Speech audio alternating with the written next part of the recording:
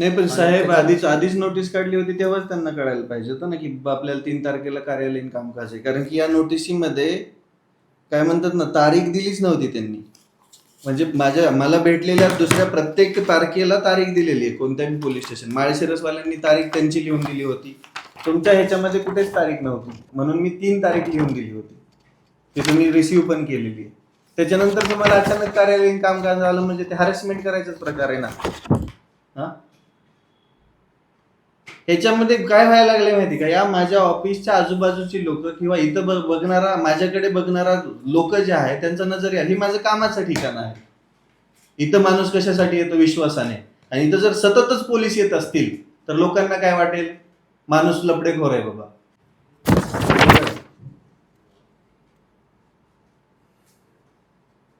कोण आहे ते? विलास नाळे. धन्य धन्य सगळं.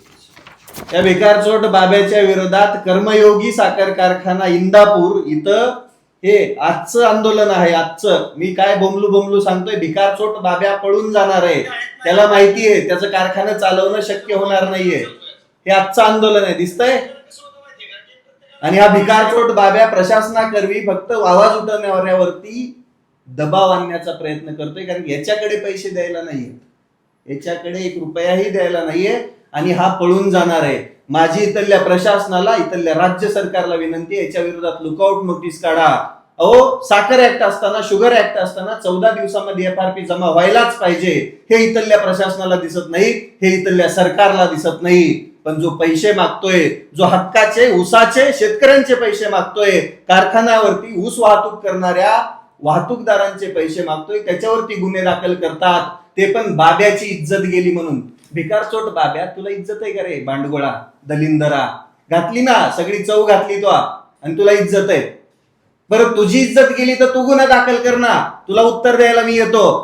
कोणत्या बिळात लपून बसलाय काय माहिती. तुझ्या असल्या छक्क्या चाळ्यांना मी घाबरत नाही. तुझ्याकडून 1 रुपया वसूल करणार, इवन दो तुला जेलामध्ये पण घालायची तयारी करणार.